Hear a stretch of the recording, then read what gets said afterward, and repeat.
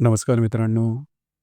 आजच्या व्हिडिओमध्ये आपण चर्चा करणार आहोत 12 डिसेंबर ज्यांची जन्मतारीख आहे त्यांचं संपूर्ण व्यक्तिमत्व, त्याचप्रमाणे येणारं संपूर्ण वर्ष हे नेमकं कशा प्रकारचं असेल या संदर्भातली चर्चा आपण या व्हिडिओमध्ये करणार आहोत.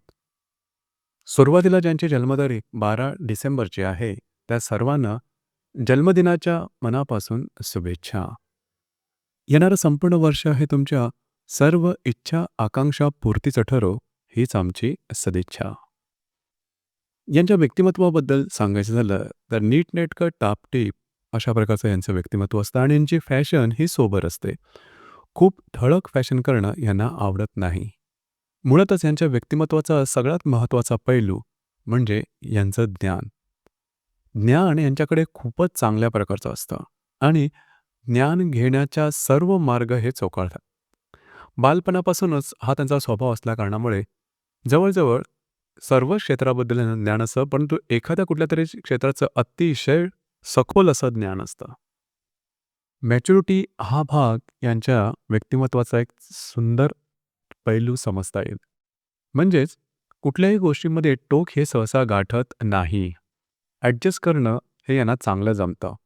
त्याचप्रमाणे यांच्यामध्ये माणुसकी हा भाग सर्वात मोठ्या प्रमाणात किंवा जास्त प्रमाणात दिसून येतो. अगदी बालपणापासूनच हा भाग त्यांच्यामध्ये असतो. म्हणजेच एखादा व्यक्ती किंवा प्राणीसुद्धा जर त्रासामध्ये असेल, दुःखामध्ये असेल, तर धावत जातील, त्याची मदत करतील. तो आपल्या ओळखीचा असो वा नसो, मदत करणं हा यांच्या वृत्तीचाच एक भाग असतो. म्हणूनच ह्या व्यक्ती समाजामध्ये खूपच प्रसिद्ध असतात आणि यांची वाणीसुद्धा खूप गोड असते. म्हणजेच प्रासादिक वाणी ज्याला आपण म्हणतो, तो भाग यांच्यामध्ये दिसून येतो. कुठल्याही गोष्टीमध्ये टोक गाठत नसल्यामुळे ॲडजस्टमेंट हा यांच्यामध्ये दिसत असल्या कारणामुळे या व्यक्ती तशा पहिल्या तर सर्वांना हव्याशा वाटतात. एकंदरीत यांचा यांचा जो सामाजिक दृष्टिकोन असतो तो खूप चांगला असतो. घरापेक्षा घरातल्या बाहेर जास्त रमतात. म्हणूनच घरातल्या व्यक्तींचा यांच्याबद्दलचा दृष्टिकोन थोडासा नकारात्मक असू शकतो. मात्र घरातल्या बाहेरच्या ज्या व्यक्ती असतात त्यांच्या बाबतीत यांचा दृष्टिकोन अतिशय चांगला असतो. शाळा कॉलेजमधलं शिक्षण सहजपणे पूर्ण करतात. यांचा बौद्धिक स्तर, आकलनशक्ती, ग्रहणशक्ती चांगली असल्यामुळे या बाबतीमध्ये खूप पुढे जाऊ शकतात.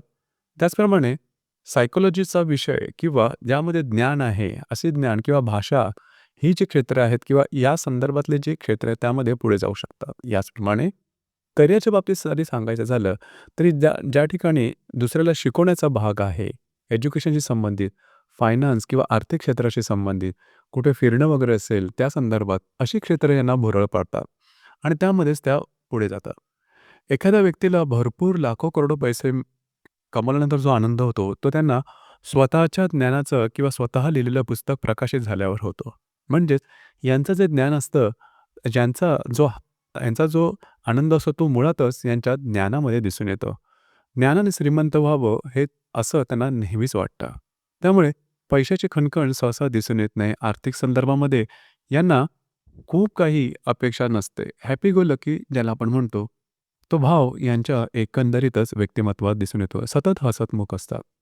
कुठलाही मुद्दा कितीही कचकट असला तरी ते आपल्या मधुर वाणीने अगदी सहज सोप्या शब्दात समजावून सांगण्याची कला यांच्यामध्ये खूप चांगली असते. धार्मिक आणि आध्यात्मिक असतात. सरळ-सरळ वागणारे असतात. आउट ऑफ द वे जाऊन काही गोष्टी करत नाही. रिस्क घेऊन काही गोष्टी करत नाहीत. त्यामुळे मुळातच काही गोष्टी मिळवण्यासाठी काही गोष्टींचा त्याग करणं हा भाग यांच्या वृत्तीत नसतो. एखादी गोष्ट मिळाली तर ठीक, नाही मिळाली तर त्या बाबतीमध्ये जास्त काही जीवाचा आटापिटा करत नाही. दुसरी महत्त्वाची गोष्ट म्हणजे थोडासा आळशीपणा यांच्यामध्ये दिसून येतो. बघू, करू हा जो भाग आहे, हा भाग यांच्या वृत्तीमध्ये थोडा दिसून येतो. अर्थात त्यावर काम केलं तर खूप मोठ्या प्रमाणात या ज्या व्यक्ती असतात त्या पुढे जाऊ शकतात.